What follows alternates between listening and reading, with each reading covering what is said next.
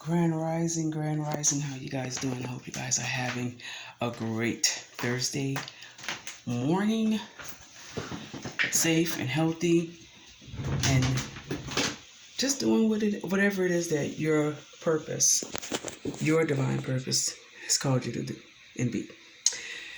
I want to talk about higher education this morning. I don't know, it's just something I think about, and I have, as with a lot of things, very strong conclusions, not just opinions, but conclusions that I have come to as a middle-aged African American woman in America about this thing that we call higher education. I don't know if a lot of you are aware of my educational resume, if you will. I was a top 10 graduate in high school. I was inducted into the National Honor Society. I was a member of Who's Who Among American High School Students and Who's Who Among American College Students as well. When I did go to college, I won a full tuition scholarship to the historically Black institution, Dillard University in New Orleans, Louisiana, where I had a full tuition scholarship. I was also offered full tuition scholarship, all expenses paid, if you will, not only for my educational costs, but for housing, relocation to Wilberforce University in Ohio. My dad was very, very strict on me, so he was not going to allow me to go out of state by myself where I didn't know anyone. So even though it was a really great deal, I don't even really remember applying to Wilberforce University. But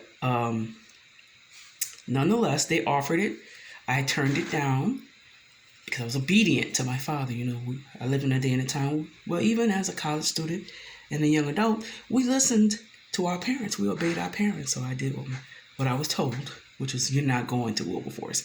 So I did go to Dillard University on a full tuition scholarship.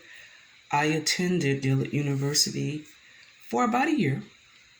The scholarship was about $11,000. It was about $11,000 total, because you have to understand, back then, college cost was much cheaper than it is today. But that still was a really big deal. So I want to emphasize that it was a historically Black institution that I was going to. And I think Wilberforce is too.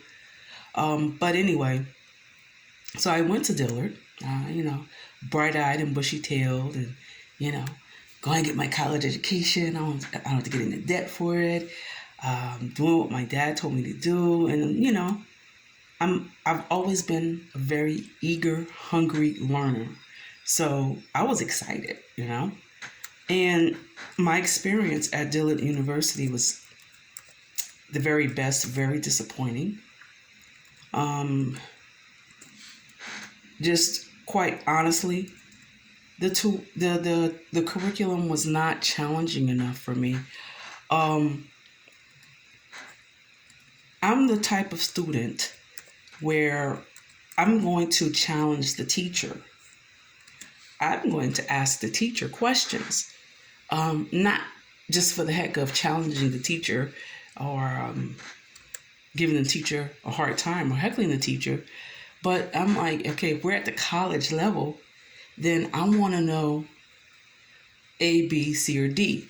I have this question and I'm interested in getting an answer for it. And so there was history class of all classes. History class was taught at an HBCU by this African professor. And I was so psyched because you have to understand, even in high school, middle school, I always felt like the school system, even though I was always in honor classes, in advanced classes, and even gifted classes in my matriculation in high school and middle school, I always felt like there was something missing in the curriculum. Like there were some things that they were not teaching us. And so I always was like, this don't, they'll say this is how history played out. And then they would test you on that and you had to pass the test. And, I did it because I'm a student. I'm an honor student. I know how to do it. But I always was like, but there got to be more to history than this. There's some pieces missing in the puzzle, right? And so I went to college and I'm like, I'm going to get my questions answered because this is where I'm going to get the real answers at an HBCU with an African professor. Power to the people, right? Well, to much to my dismay, the professor, it was like he gave us this watered down, pre-programmed rendition of what history was for Black people. And not only that, but he wrote the notes down and gave us a packet of notes. And he says, I'm going to make this class easy on you guys, because I want you all to pass. So now it became a thing where, no, I don't want, even though I'm an African professor and I have this knowledge and I can teach you some things about your history that they didn't teach you in high school, that they didn't teach you in middle school, especially in advanced classes. Most of the advanced classes are taught by white teachers. Most of the curriculums that are taught in the schools are set up by white people. And what is taught in these schools? White history. Like, oh, you go and get a white history. Yeah. Hey, look, whenever you filter out our history and put it in the books, and put it in the curriculum, and then give it and spoon feed it to the students, that's what I call white history. Because what was filtered out of our curriculum and what was not taught to us was our history, our true history, okay? And that's what I had been craving all along. And so, I went on my own path and my own quest, if you will, to find out certain things. And there was a lot of things I still didn't come to realize till many years later because I ended up, I was so, you're young, you're stupid and foolish. So instead of saying, I'm going to go to college, I'm going to go ahead and do this and do that and get the passing grade and get this paper while I don't have to pay for it, but I'm going to do my own research and supplement and woo. I was not mature enough at 18 years old, 19 years old to do that. So I kind of purposely didn't make the grade to keep my academic scholarship and lost my scholarship after my freshman year. But I can tell you that at the time, I was upset and embarrassed, but excuse me, I said no, it was because the educational experience was subpar. It was just subpar. And I didn't agree with the way that the professor, or the professors in this case, because there was some other experiences in other classes at Dillard that I did not appreciate. But just to summarize my experience at Dillard, I did not like the way that they do things at Dillard. I didn't like the way that they taught at Dillard. I thought that this HBCU that I went to made the curriculum so easy, so non-challenging, so subpar that anybody could come in and get a passing grade and then get a little piece of paper that says, hey, I have a degree. But what does that degree mean? Does it hold any weight against other schools that are not HBCUs? And we know in the Black community that a lot of the, I could say maybe 30, 40 years ago, a lot of degrees from HBCUs don't hold the same weight as degrees from other universities. Because I know plenty of people that went to college and got a degree from HBCU, and then when they went on to a professional career and they needed to get certified or they needed licensing, it comes to find out that the courses that they were taking at the HBCUs didn't match the requirements for the credentials that they were seeking to move on in their professional careers. So they would have to take additional classes at the more acceptable colleges. Okay, y'all know what I'm talking about, and I hear about that a lot. So I say all that to say this: the educational system in this country, whether it's secular or even whether it's religious, is a big farce. It is a mirage. It is a joke. It is a system of programming, okay, of pre-programming people who think that they're bettering their education, and they're getting the education and they're getting the credentials that they need to earn a better living, or they're getting the credentials that they need so that they can open up a ministry and do this and do that. But it's programming by a board that they make the decisions on what is the standard and what are the credentials. And they are the ones that make the decisions on what you learn and what you do not learn. And so even like in Christian colleges and even some seminaries, which is why I've butt heads. I've tried going to different seminary schools and private schools and religious schools, and because a lot of people accuse me of being unteachable. It's not that I'm unteachable, it's what you're teaching me. What are you teaching? Is what you're teaching the full truth? Is that if what you're teaching is the full history? Why is it that a lot of seminary schools and a lot of Christian schools only teach partial truths on church history?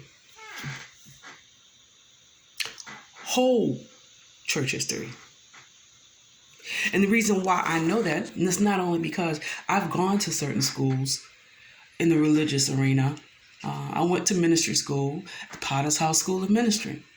And they don't, I'm not picking on the Potter's House. I'm not picking on Jake's. So don't misquote me. Let's be clear. I'm talking about the whole educational system as we know it is programmed, and it's a mirage, and they will not teach you the whole truth. They will teach you their truth.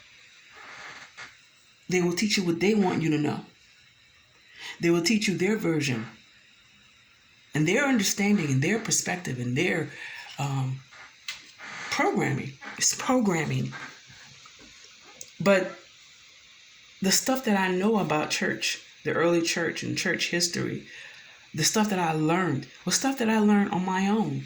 When I wrote my ebook, The Fruits of Azusa, I did 2 years of research on that book myself. I didn't do it to gain no degree. I didn't do it as a part of a requirement, a prerequisite to go. I wasn't enrolled anywhere.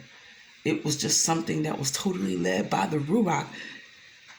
I had a mentor, but she's not associated or affiliated with any church.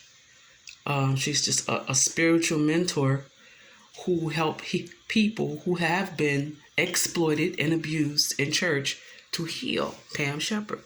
And I give her props and credentials and love because she helps a lot of people heal.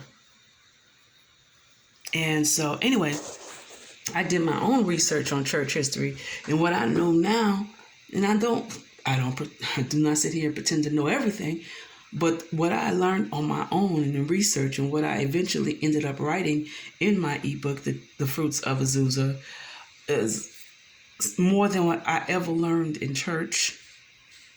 Okay? It was more than I had ever learned at FISM, the Potter's House School of Ministry. It was more than what I ever learned at any other religious institution that I took courses at. I learned a whole lot more on my own. So what I'm trying to tell you guys is I understand the need and the desire and the prestige that's involved with having a degree and this and that and the other. And if you do that and that's your choice, and if the Lord ultimately tells you to go that route, then do it as unto the Lord. But you need to be mindful that what they're teaching in these colleges, what they're teaching in these seminaries, what they're teaching at these schools of the prophets is partial truths. It's just partial truths. You got to do your own research. You got to come up with a Ruach-led curriculum where those places should pique a hunger in you to want to know more about your church history, to know more about why the church does what it does, why it believes what it believes. Where did the charismatic church come from? Where did laying on them hands come from? Slain in the spirit, where did that come from? Where did those practices come from? Seed time and harvest. Where did that teaching come from? You do your own research. If you want to get my ebook, you can. Or you do your own research. I'm not trying to sell my book, but I'm telling you that the greatest educational experiences that you're going to have are those that are led by the Ruach. The Ruach will lead you into all truth and understanding. And I understand in a lot of settings and in a lot of professions, credentials are needed. Education is highly recommended, even required. I understand all that, but you need to understand, the whole HBCU Mirage is nothing but a boule-led bunch of it was a bunch of black people seeking prominence and wealth and prosperity, but through the wrong means. And they want to program a whole bunch of other black people into thinking and believing like they believe. But they're not going to, in these HBCUs, supposedly, they're not going to teach you your full African history. I believe if you go to HBCU, by the time you matriculate through the HBCU, you should know what tribe you come from in Africa. If it's truly an HBCU, every HBCU should have every student should be able to intern in Africa somewhere. I know they got some of them that have certain programs, but every student should have that opportunity at an HBCU. Know your roots. You're not going to know who you are until you know who you are and you go over there. Like I said, I know some of them have it, but most of them, they're just trying to get you in their Greek organizations more than what they're trying to teach you who you are. And that's wrong. And it's misleading. It's programming. It's teaching you how to be a nice, compliant Negro in the American culture. That's all it is. And charge you for it. Because not after, unless you're on a scholarship.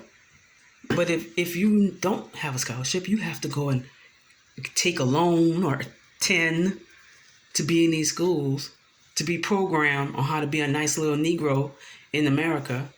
And then after you graduate, you spend the next 20, 30 years paying off loans.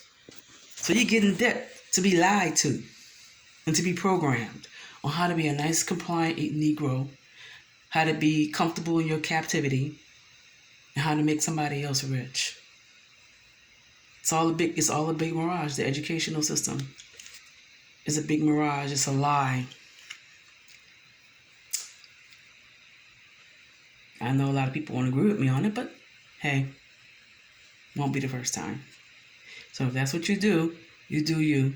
But at the end of the day, go on your own search and quest for who you are, my people.